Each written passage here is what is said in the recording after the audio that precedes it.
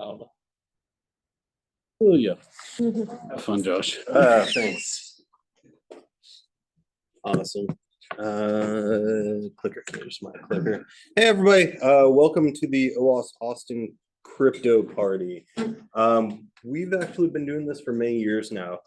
It's kind of funny. Initially, I had seen an article talking about Edward Snowden and was talking about how this guy in Hawaii was throwing these crypto parties and learning security. And I was like, that's really interesting. So that's kind of how we got started here at OWASP Austin. As I said, I want to do that too. Not necessarily the Snowden thing, but the crypto party thing. Is this going to work? There we go. So just a quick about me. I'm Josh. I run a company called Simplest. I actually used to work here at NI a long time ago, running the security program. But I've been involved with the OWASP stuff for a very long time, both as a local chapter leader and also as a global board member. Yeah, okay. So this is technically Crypto Party number 10, but it's the 11th year that we've done this. We actually missed 1 year in 2017. Not quite sure why. I think it just didn't get on the schedule, and so we scheduled something else. But 2025, year number 10, which is kind of cool. What is a crypto party? So crypto party is basically a decentralized movement. As I said, I first learned about this through Edward Snowden. The idea are these crypto parties are happening all over the world, and we're supposed to pass on knowledge about protecting yourself in the digital space. So these are not just for the security guys who, are diehards. We've been doing this for a very long time. We know everything, right? The idea of this is that we're supposed to share things with the average user, the person who doesn't know security, who doesn't know privacy, and hopefully everybody in this room learns something from one of these presentations. This might be encrypted communication. It might be how do you prevent yourself from being tracked online. Might be general security advice, how to do your smartphones and things like that. So every year, I try and go back over the past year or so and look at articles, reasons why we should actually throw a crypto party, reasons why we should be concerned about security and data privacy. And so I went back to January. That should actually be 2024. So the date on that is wrong, but this was Meta. Meta alleges surveillance firms collecting, actually, this is my old slide deck, isn't it? No. Okay. Security firms collected data on 600,000 users.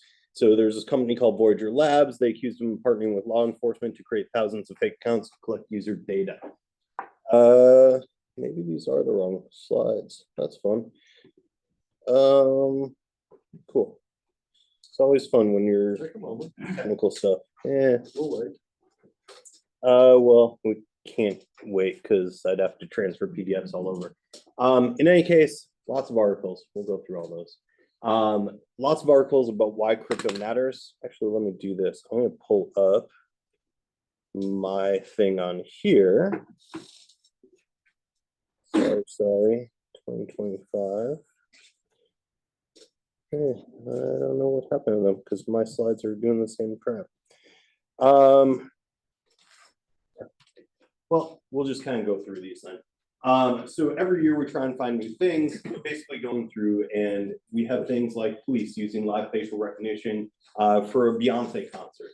We have things like AT&T customers call and text records being exposed in a massive data breach. We have things like phone tracker. Actually, this is brand new. In 2020. Yeah, I was gonna say we're just behind on some stuff. So July 2024. So these guys, MSpy. This is actually really interesting. So MSpy is some software that is installed on a phone, and the idea is that it's going to track what a person is doing on there. It's marketed as a secret surveillance tool for parents, but estranged wives and things like that are using it.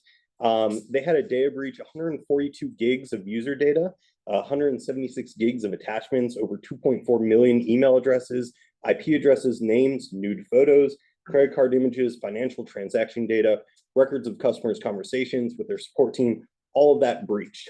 So really interesting. Leaked data also revealed information about US government officials using or inquiring about getting access to MSpy software. So that's kind of interesting because it means the government recognizes the value of this data, and they're looking at how they can use the data in order to track other people as well. So then we move into August 2024. Another interesting one. This was a Toyota. It's actually a subsidiary or a partner of Toyota. This threat actor leaked an archive of 240 gigs of stolen data containing information on Toyota employees and customers, contracts, financial information on a hacking forum. We have another one here, which is the FTC staff. It's a report that came out of the FTC and examined data collection and use practices of major social media and video streaming services. It showed that they engaged in vast surveillance of consumers in order to monetize their personal information while failing to adequately protect users' online data, especially that of kids and teens. I know you're going, no, duh, social media is in this, right? We kind of expect this at this point in time, but this FTC report was kind of interesting in that it unveiled some of the stuff. Firefox, we kind of normally feel like we should be able to trust Firefox, at least some of us. They actually enabled a new feature called privacy preserving attribution, or PPA, but they did not explicitly seek users' consent to do that. So if you were running Firefox, you ran the upgrade, it automatically enabled PPA. And the idea behind this PPA is that the browser controls the tracking rather than the individual website. So again, compromising privacy. That's good. I just saw, actually just recently saw that there's a fork called something Wolf. It was a Firefox, a fork of Firefox that aimed at security and privacy. So here's what I'll tell you. I don't know specifically about something Wolf, but I will tell you White Hat Security tried to do something like this like 10, 15 years ago, where they basically forked the, whatever it is, the Chromium, yeah, and they created their own browser. What ended up happening is they didn't have the resources to keep it up to date. And every time Chromium released a new version, they were several versions behind. Right. And they ended up abandoning that project because of that. LibreWolf. Yeah. LibreWolf. Yeah. LibreWolf, okay. So move on. Another interesting here, US companies legally collecting digital advertising data are also providing the world a cheap and reliable way to track the movements of American military and intelligence personnel overseas. This one was actually super interesting about kind of the idea of where these devices are moving and being able to track everything from where they woke up in the morning to where they had breakfast to lunch, the entire kind of movement throughout the day of these people. Yeah, super interesting stuff. And this isn't the first time we saw one. I think it was a fitness tracking app, where just having like a fitness band on was tracking where people were going throughout the day. There was a story on, I think it was last year, a story on like Daily Show where they actually used publicly available databases to track things that Congress people were doing.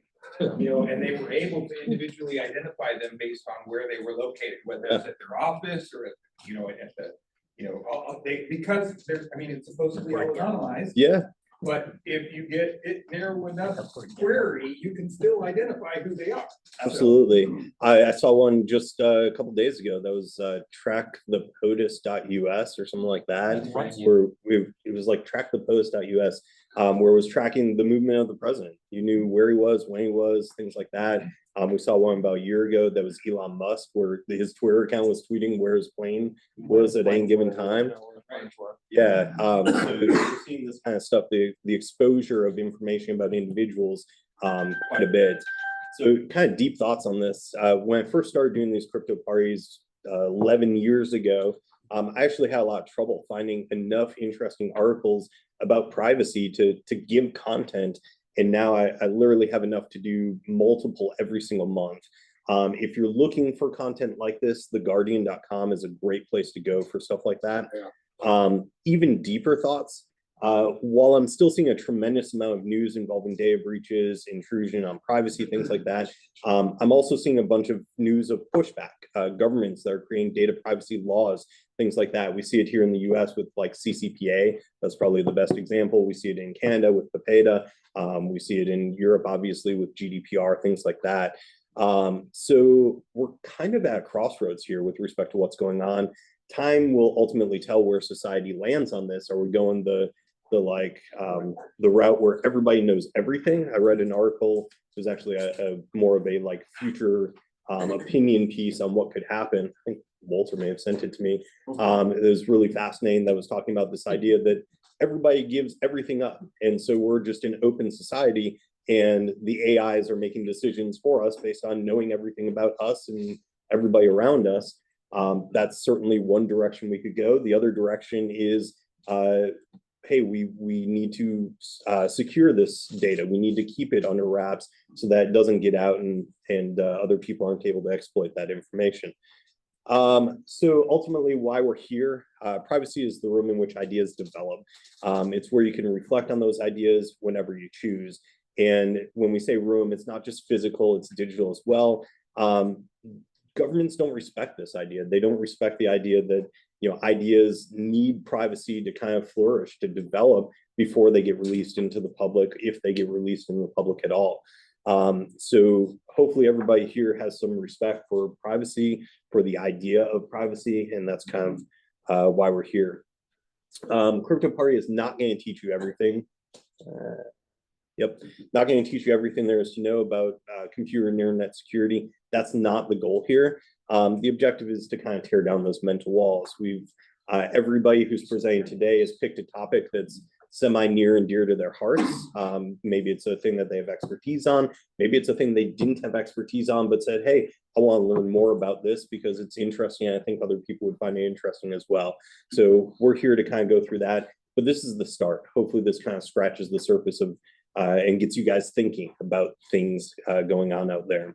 One interesting thing is that governments don't really seem to care about this until there's actually a security concern that they're worried about. So look at the recent SMS stuff. Yeah. The Chinese hacking with SMS. Now the FBI is recommending that you don't use SMS, that you use other encrypted forms, although they didn't care a bit until there was actually a threat from China. Other encrypted forms as long as they have a back channel to be able to read those other encrypted forms, I mean, look back at the way back in Clinton era when they had like, you know, the back door in the absolutely or whatever. Yeah. So in any case, we want to take away the fear of the cryptic, the technical. The idea here is everything here should have a very low bar to entry. Everybody who's talking should be giving you ideas about how to do these different things. So the agenda for today, we just went through my introduction. James is going to talk to us about keeping your digital brain safe. Mark is here talking about safe travels. And then Rafal is going to talk about online kids. And if we have time, I'll talk a little bit about data brokers, which is something I knew very little about, but decided to do a little bit of research about it. So, James, I think you're up first. I'm gonna try to share. I need to. So you'll kick me off, but you should be able to. Okay. Move that over here, though. I'll let you do your thing. And where do you go?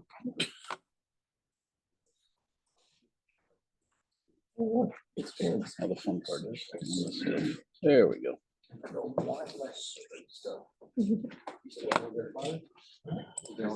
Yes. Oh, no, this is actually. All right, cool. Hey, welcome everybody. Second brains or your digital brain or something like that. Any idea of what I might be talking about or what I'm thinking about there? AI. Yeah, Evernote. Who said Evernote?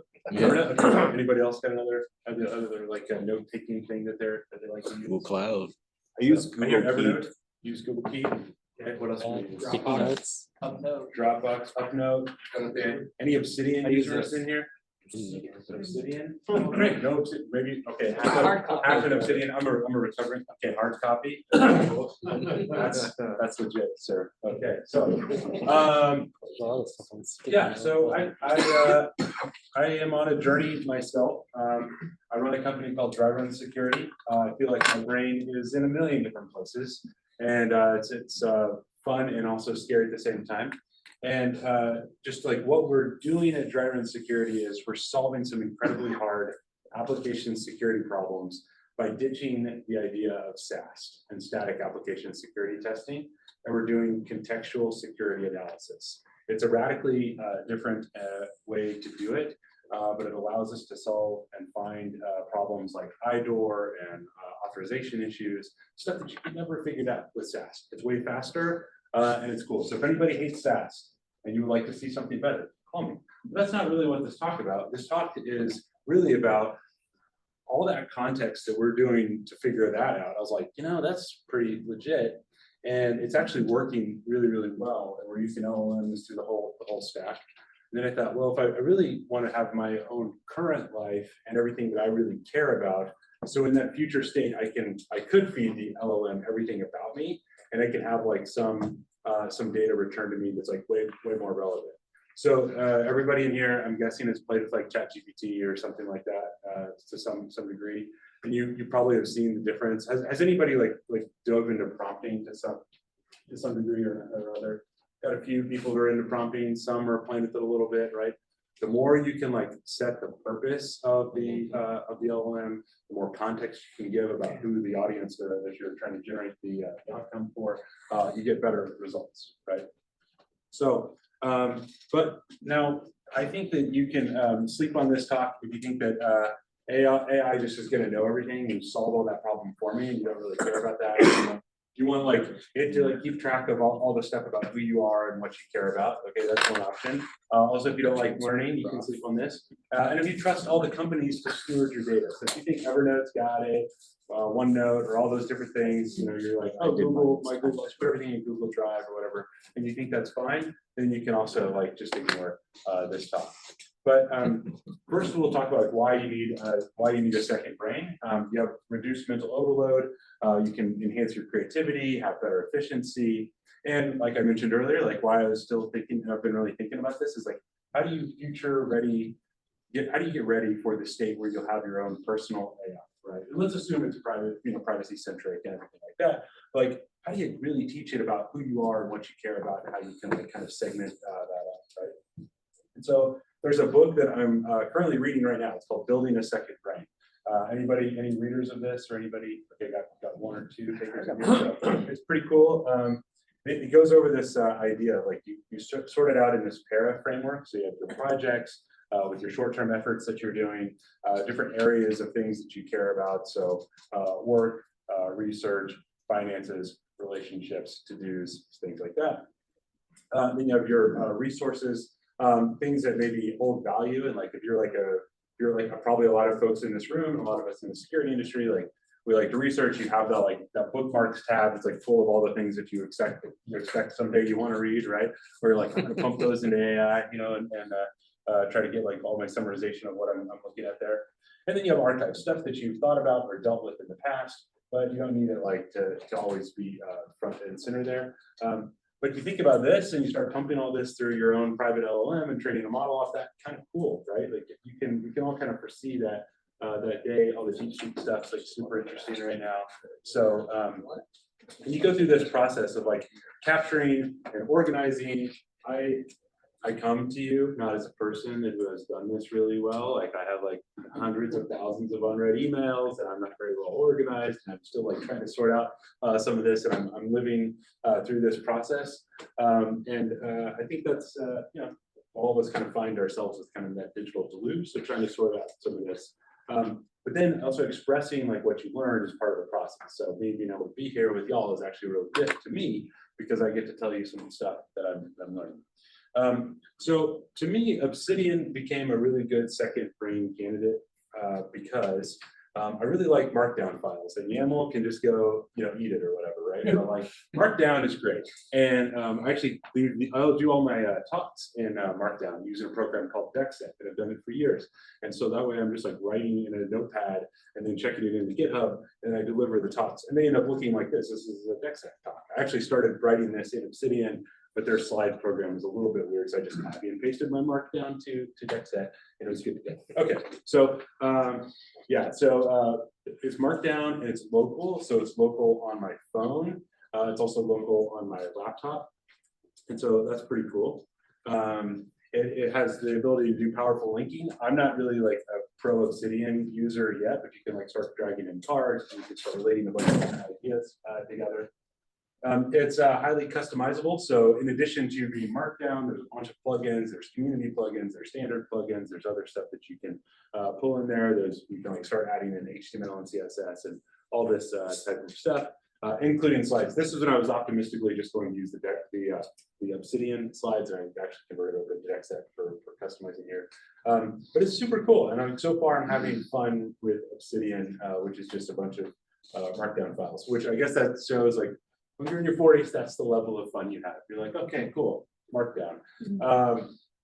Anyway, so it's offline and private. So it is, Obsidian works entirely offline. So it's not like I'm at like Home Depot trying to figure out like what size air filter I gotta get. Like it's all like already stored on my phone. Like the Evernote update's not gonna hose you. I used to be a long time Evernote user, and then I just sort of like, I just over time stopped using it, and I just let my life get into a bit of disarray. So this is like maybe my New Year's resolution, even if I don't go make them. But and the cool part is you can use Obsidian's Obsidian has like their own syncing service, but again, you don't want to trust services, and I certainly didn't want to like re-sign up again for another experience of Evernote, right, where I'm like shoving all my data over there. So you have your own local storage in a project, and I put it in my iCloud drive. And so like iCloud is now doing synchronization from my laptop to my phone, to my iPad, or to whatever. And so that's pretty cool. And you can use whatever cloud service you have. Again, it's just markdown files, right? It's just, you know, plain text and photo elements and things like that. You said 2 minutes? Okay. So it's fast. You can add links tags and adaptable. So yeah, really, you're just getting into this whole idea, like how would I secure a bunch of markdown files? And so first, you just do full disk encryption on your laptops, which I'm sure many people already kind of do that. So if you do have compromised local storage, for Mac OS, I use File Vault. I know that there's stuff for Windows and Linux, but I don't have that, so I just didn't tell you what the Mac option is here. This protects against your physical loss. But we all, like I mentioned earlier, like you have a lot of devices because, you know, it's not the 90s, and so you got to figure out how to get this on my phone and how to get it other places. So stored in iCloud. For many folks, like that's probably as far as you need to go, and you may feel like I don't really have to do anything else. Apple still does technically hold the decryption keys, and so now this is when you say, oh, but I really want to like not have that happen. I want to hold my own encryption keys. You can turn on advanced data protection with Mac, where you can control that. And now they have no longer have the ability to decrypt those services, even if they were like under subpoena or any sort of governmental influence there. It's under, I had to like dig to figure this out because I actually turned it on because I didn't really know about this before researching for this talk. Under internet accounts, and you set up, you look for advanced data protection and you turn it on, and there's like 2 levels of like how certain you want to set that up whenever you turn that on, but it'll kind of walk you through that. So you can have a fully secure, fully synced second brain using Obsidian, iCloud, and ADP, and I'd say you're pretty good. So next steps, set up the vault, enable security, and grow, and yeah, if you have any questions, please let's chat. Oh, I could use your help on one thing. There's this list.layshow.tech. And if you could upvote dry run security, that'd mean the world to me. Like I would really appreciate that because we're trying to be like the #1 code fixer on the list, and we're currently listed as #2. We're like 12 votes away, and so there's like way more than 12 people in here. So I thought you could help me out. So, but I hope you have fun with Obsidian. Maybe read that book, The Second Brain Thing, and really appreciate your time. So, okay. All right. Yes.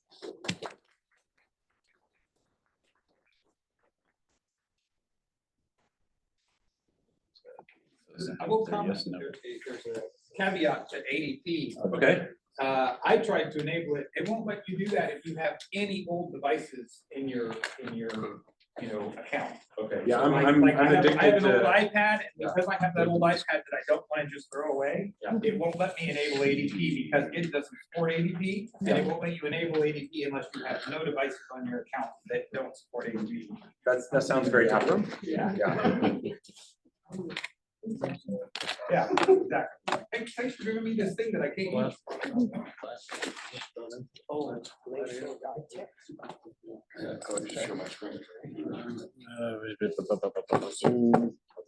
Are you part of the Zoom or yeah, I'm in. who are you? I just say, This one's Awesome. something in Glen. Oh, there it is. Hey, James, stop share. I did. Okay. Oh, is it you that share? Share, all right, that's what I'm sharing right There we go. There we go. Okay.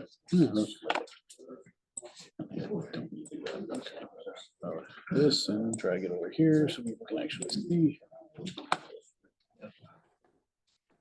Must reminders, which I just do. Hey, when that happens. Good. Hey, my name's Mark Spears. Thank you for OWASP, staff. I love you guys. You guys do a lot for the community. Today's CryptoParty. Right now. Use this. So.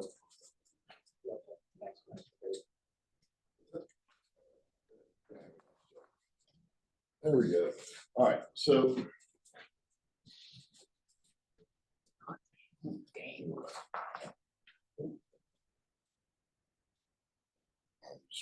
I'll just click it the old school way.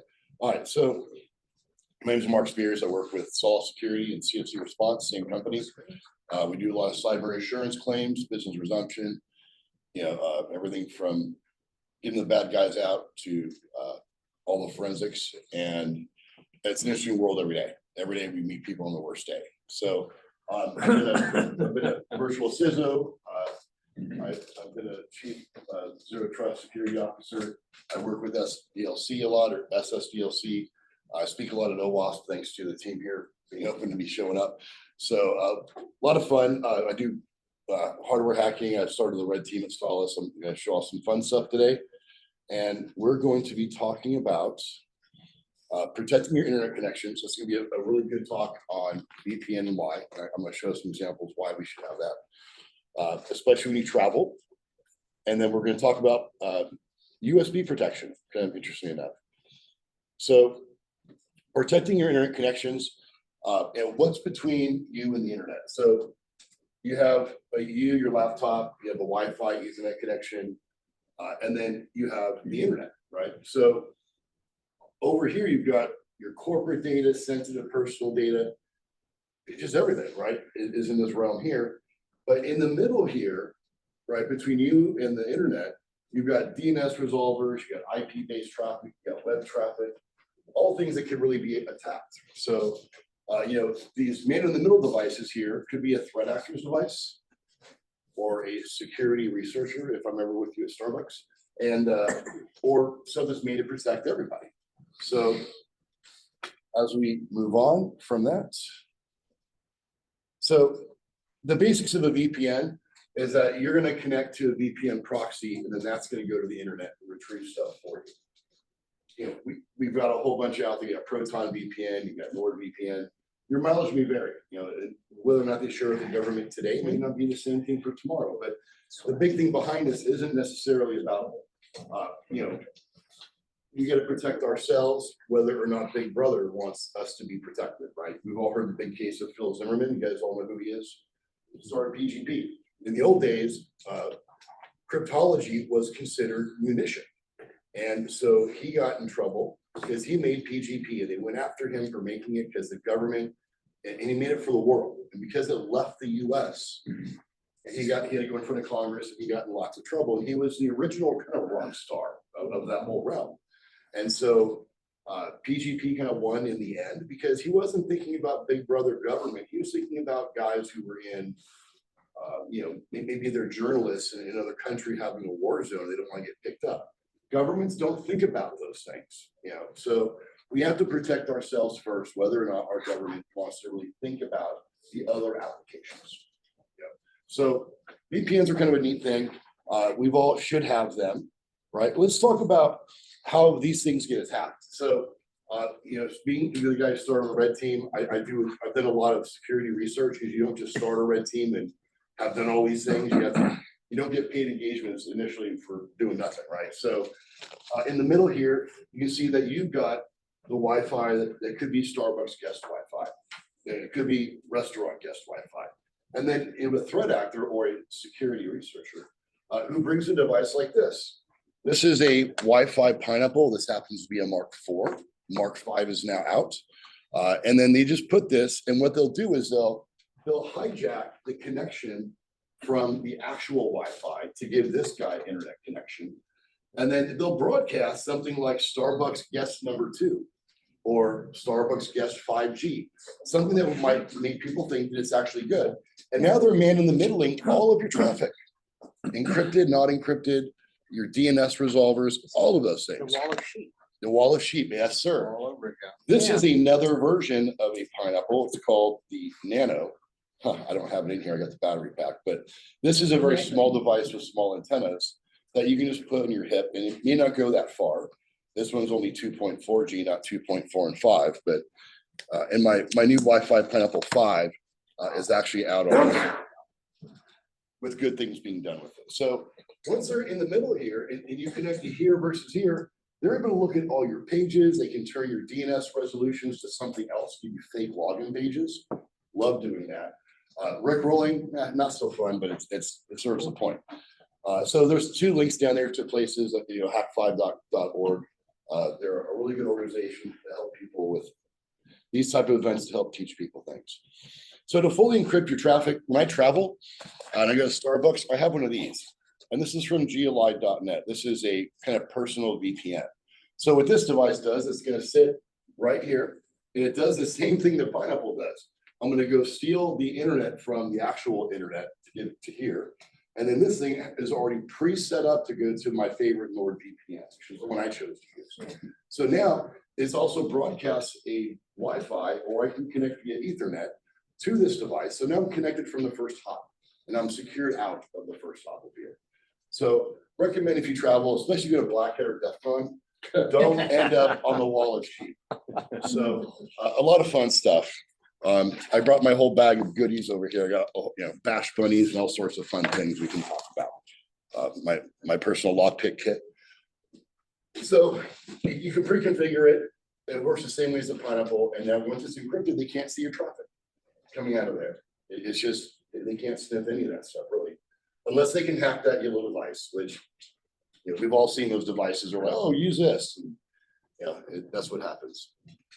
I have seen some of them basically interdict the traffic and not allow the VPN to talk, and then people usually get frustrated and turn off. Yeah. That's fun, right? Yeah. That's like InfoSec work. Yeah. What was the name of the yellow box? The yellow box, it's called a Mango. Mango. At GLI.net, they've got bigger ones that are for larger teams. When you guys travel, you should always carry at least one with your team. Yeah. That way you guys, when you're together, can all do some fun stuff. Those GLI.net boxes are really cool. They're only about $30–$35, and they have a ton of functionality, and they're really easy to set up. Yeah, that's exactly what this is. It's just Mango. There's a barrel, there's some other newer ones. How am I doing on time? Kind of like 2 minutes of a router. Yeah, what's it? kind of like a local router. Yeah. All right, so protecting your USB devices. This is something I love to hardware hack. Most people don't know what USB is on the inside. If you're older like myself, you know exactly what USB communication is. It's serial communication. It really is power and ground, and then data out, data in. Right? It's using the old baud mechanism. Right? Even all of our hardware still talks on this throughout everything. Here's a USB-B, and it's the same thing as a different form factor.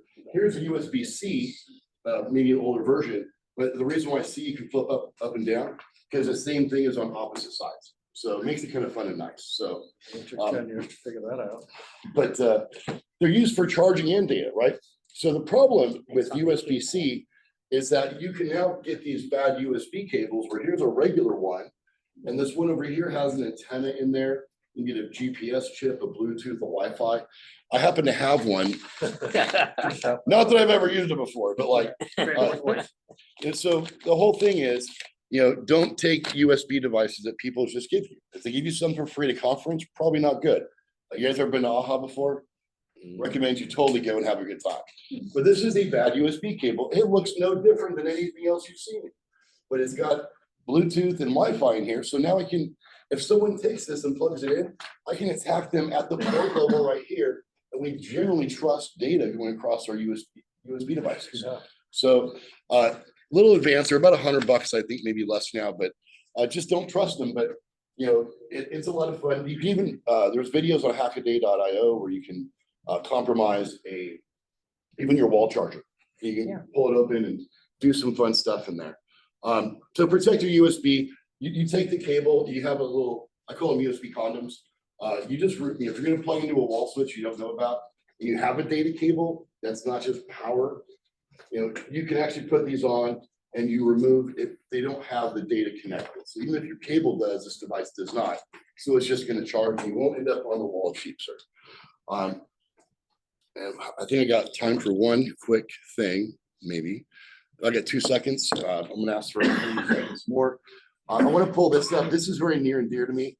Cloudflare has this data. They move 15 to 20% of the internet, and they have all their metrics online. One thing we get with business email compromise is we accept email from the .nls, the .czs, the .jps, and we don't do business with them. The .sites, the .websites. So if you come onto their website over here, on the left side, you can see email security, and down at the bottom, they give you a list of the most observed TLDs and how much malicious and spam traffic come out of there. So my big thing with companies and your email filtering solution, if you only do business with .com, .net, .us, .gov, block everything else. And get rid of your spam and your malicious traffic. That's 90% of what all threat actor traffic begins with social engineering. And thank you everyone for the talk. I appreciate your time. That's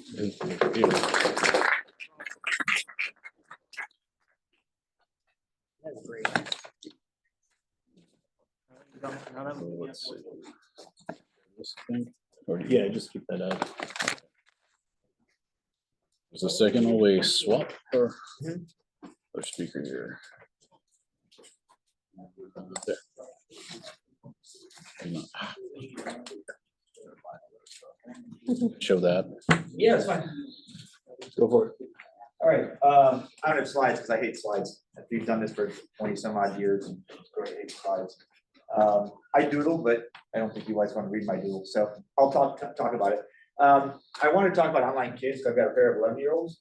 And if you've ever seen, going back to, I'd say 2011 or 2012, that DerbyCon, I did a talk called, and it's been refreshed over the years, it's called Things I Learned About Cyber from Raising Kids. It turns out the worlds parallel pretty closely. It's terrifying how some of the things that we do at work really apply to raising kids. A quick bit about me. I run the Down the Security Rabbit Hole podcast for the last 638 some odd episodes, so coming up on 15 years. It is officially the longest continuously running cybersecurity podcast. iTunes and everywhere else you can get it. James has been on, Rob's been on. A bunch of us have been on the show. I work for a company called Extra Hop. Anybody heard of us? Because we work together. We do network detection, response, and network security. Although these days I'm probably a less security guy and more on the business side of things. But as I was thinking about, Josh said, hey, pick a topic. Living on the network and watching bad guys on the network all the time, I thought, yeah, I wish we didn't have SSL on everything, we didn't encrypt all of our traffic. It was a lot easier when we didn't. I could see the traffic, right? It feels like one of those times where you sharpen the axe, but you sharpen both ends of it. You got to grab one of them. But so when you talk about raising kids, and I grew up with a 300 baud modem at first. Well, that was my first connection to the internet. It wasn't the internet yet, right? Anybody remember dial-up? 2400 baud. Yeah, I see you out there. Right? Teletype 35. 110. 110. Oh, okay. All right. I started at 300, but okay. Acoustic couplers. Oh, yeah. I had a couple. I never used one. I got one just for novelty. That was kind of neat. But as a generation, like we grew up without information at your fingertips. The threats that we learned were physical, right? People showing up and trying to kidnap you in the white windowless van. Like, don't get in the van. Not super hard. But nowadays, your kids and my kids grow up in a world where everybody is connected. There's a great cartoon. I don't remember where it was anymore, but it had two frames. It had 1999 on the internet, nobody knows you're a dog. And then it had 2021 or something on the internet, everybody knows you're a cat. And so, and it gave kind of a scenario of like, we had anonymity, nobody knew who anybody was back then. You could be anything, you could kind of have tons of anonymity. But nowadays, one, that's going away slightly, but it's getting actually a little scarier. So when I think of securing, keeping my kids safe, my kids don't want restrictions. They're 11. They want to make new friends in cyberspace. They don't understand why I turned off voice chat on their games. They want to be able to add people in Roblox, which is the cesspool of all awful places. Like they want to, be able to just do whatever they want to do. They want to, like in real life, my kids run up to other kids on the playground or at school, and they give them their email address, their iCloud email address. Hey, FaceTime me later. I'm like, hey, whoa. Do we have any idea who you're giving this to? Like, what's going to happen there? And they don't understand the risks. Now, when I say that parallels real life, on the other side of that age spectrum, my parents are in their mid-70s, and my parents absolutely, I scared the living shit out of them, pardon my French, about things that could happen to them over SMS, scams, phishing, all that. So my kids didn't come to me for anything. My parents come to me for everything. Yeah. I can't win, right? So I'm also tech support. Every time my parents get an SMS about, hey, your doctor's appointment's coming up, my dad's like, sends me a picture of it. SMS me a picture of it. Go, is this legit? I go, Dad, I have no idea. Don't click that. I'll see you. I'll come over later. We'll click it together. My kids have absolutely no concept of this, right? So they've got a tablet, they've got a phone, and on those devices, there's plenty of ways to restrict content. Like if you within Apple, that's the one I'm familiar with. I can restrict their IDs and to content that's age appropriate. Here's the catch.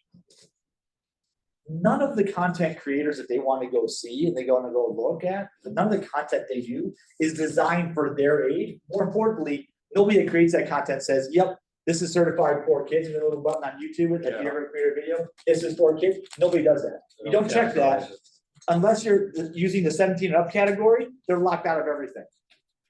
Okay, so they can't go on YouTube. Well, that sucks. That's where all their friends are, right? I don't particularly like them on TikTok, Instagram, Facebook, all those things. Their mom has no problems with it because grew up a couple of years after me, but like they don't quite understand why that's a problem. And we're just watching videos. Like, yes, but that app is tracking it everywhere you go, everything you click on, and it's watching you. Like, no, it's not. Like, look, I did this for a living. I do this for a living. I know this for a fact. They don't believe you. And so, come back. So if you've ever watched them communicate, there's a whole bunch of options, and they are tricky little buggers, right? So you disable chat in the game. You can send each other emojis. They will now have Facebook Kids Messenger, which I found out you can't send links to and you can't send photos to. But we all know there's ways around that, right? Type this into your browser, kid. Take out the spaces, like not hard. And then there's also, in-game chats. There's ways to communicate there. Every game has to be enabled for those kinds of content restrictions. So if it's not there by default, I can't do anything about it. It's saying, like, all my kids now and all of their friends play a game called Gorilla Tag on, everybody play Gorilla Tag? We have kids that play Gorilla Tag. Okay, so let me explain. It's on the Oculus. If you have one of those, go look at Gorilla Tag. If you have an Oculus, it's hilarious. If you're our age, it will make you dizzy and you'll fall over. It's basically you're a monkey without legs, and you just sort of like maneuver your way through the environment. You go trees and all this stuff, and you get collect whatever rocks. And there's in-game battles and they throw things at each other and they can yell at each other. Some of the words I've heard coming out of that thing, out of little kids, scare the hell out of me. They're like, there's kids yelling profanity, there's kids yelling pretty scary, like, I'm gonna do this to you, or I'm gonna get you this. And I'm like, holy crap. And these are like little kids, or at least I think they are, because there's mods to the game that you can go in and modify, right? So suddenly now, my daughter's like, hey, Dad, I want you to go in and do this. I'm like, oh, hell no. Yeah. Well, they're like, well, what did my friends have? And I'm like, yeah, but this is implementing somebody else's code, first unlocking the game, implementing somebody else's code. And James will tell you, I suck at software security. So I played the software security person once on TV, but that's about it. I'm not gonna read 10,000 lines of code and tell you what it does, whether it's safe or not. I am not putting it in my kid's video game. So I get the, Dad, you're so boring. Well, at least I'm not gonna get you tracked and killed. So, hopefully there's that. So you've got the controls at the high level, right? And it's very granular. Anything that's not designed for kids under 12 or kids under 10 or whatever, all that gets chomped off. That's most of the stuff they'll want to do. So you gotta go site by site. Have you ever tried enabling site by site allow lists? That is a full-time job. Right? You guys remember Zone Alarm and what's the one I have on the Mac? Little Snitch. You guys use that? Right? When you first put it on, you're like, oh my God, can I just click yes to everything? Welcome to the world of security, right? But now your kids are going to places that you don't want them to, but if you don't, they'll go find a way to do that. So there's really, for the creators and for the games themselves, there's really no incentive for them to provide any kind of privacy or security. There just isn't, right? Because they're working off of ads. They're trying to incentivize kids to go spend money. You have to go put a credit card in to play this game. And that allows them to then spend money. There's no restriction that says you have to ask Dad's permission. So I put a card in that I can turn off. Like, yeah, the card doesn't, I can't buy this. Like, we just have this conversation. How much are you trying to buy it? I don't know, it's like $1. No, it's not, it's 34 bucks. Oh, I didn't see that. Oh, I bet, right? Like, holy cow. And this is real money. They don't understand this stuff. They're 10, 11. And so, it ends up, I think where it ends up is all of the control world versus the people that are kids, or whether they're your kids or whether they're people in their company. They're just trying to have fun, they're trying to do their job, and it creates a contentious relationship where all you really want is to keep people safe from themselves. And the reason that why I think we do what we do is this is one of the hardest jobs. I'm talking about parenting, but also applied into the cyber world. Because we're always fighting I want that feature. Like, I want you to turn that on. That's really cool. Like, but I don't know what it does. Like, it's just a chat, Dad. How harmful can it be? Okay, fine. I'll turn the add friends on, but only add people that you know from school. Okay, Dad. I check it the next day. There's 37 people on their list. They have no idea who most of them are. I don't know how that happened. Right? Because in the game, somebody can add you. There's no requirement for you to verify and say, oh, okay, yeah, my kid, I know this person. Go ahead and add them. People just start adding you. Now you've got friends. Are they our age? Are they their age? Are they AIs? Like, what are they? Who are they talking to? What are their influences? And so it gets really, really scary. And no matter how long we've been doing this, and it feels like we've been doing this for a long time, the controls have gotten better, but they're nowhere near where they need to be, because we can't force content creators, video games, all this. We can't force these kind of controls on the people that really should be doing them. So it's left back to us. Does it sound like your jobs? Right? Like, they did that the designer didn't do their jobs. Now we got to go and put a bubble around it, try to figure out how to control it. It's like, guys, remember Adobe Flash? Yeah. Any PTSD from Adobe Flash, right? Mm-hmm. When Brad got hired as a CISO at Adobe, like, the first thing they did was they went, holy crap, this is like 10 years of really bad code. Okay, let's put a bubble, a virtual container machine, whatever you want to call it, around it that will intercept stuff going in and out of it, out of the Flash engine, Because we have no idea what that does, but I can control sort of the mechanism around it. And so now this is like, the same thing as like, your kid stuff. And all this to say is this is a really hard problem to solve. And I struggle with it every day. And I still try to scare the shit out of my kids to give them like, what do real world consequences look like? Like, this is what happens, okay? Look, I can track everywhere you went. Yeah, like, because you have your watch on, or you have your iPad, I can tell you everywhere you are. I can tell you what you were looking at, but they don't understand why that matters, right? And whether this is by design, and I could be slightly cynical and say it probably is, the younger generations are growing up, in my opinion, completely devaluing any kind of privacy, because we're teaching them that, if you wanna play this game with your friends, it's okay, just enable location tracking, or you can't get the game. It's not like turn off location tracking and it'll limit a feature of this game you want to play. You just won't play. It's like your credit card saying, if you don't allow us to track everything you do, you can't use the card. Wait, right? That's exactly how it works, right? So there's no opt-outs in this, and that's my big concern. That's why I wanted to kind of bring this up. It's an important topic. I would say, as advice, control as much as you can at the highest level, right, on the device itself. Restrict as much as you can within every application, and be vigilant about it. Whether it's Roblox, whether it's Rolltag, whether it's whatever, their phone, their tablet, their Oculus, their home computer, whatever it is they use, be as restrictive as you possibly can, but know that they're going to try to bypass. I know we did, right? That's how we got into this. That's how I got into this business, by figuring out how to bypass these mechanisms. And then as you kind of continue on that journey, you realize, okay, they're there for a reason. But whether it's buying a specific type of phone, they have a phone called the smartphone now. Have you heard about this? Like, it lets you restrict a lot of things, and it also archives every communications they send, every website they visit, which is just a little creepy if you're a parent, because it takes helicopter parenting to an entirely new level. But there's not really better options, and I feel like the industry is collectively failing us as parents, and it's leaving it up to a lot of us, and we don't have a whole lot of good options. So thanks, guys. Hopefully that was useful. Thanks, everybody. See you next month. This is the end of the crypto party.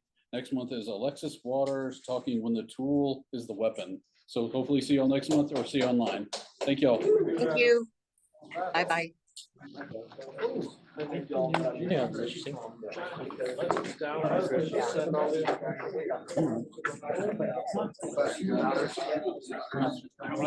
to see you again. It's been too long.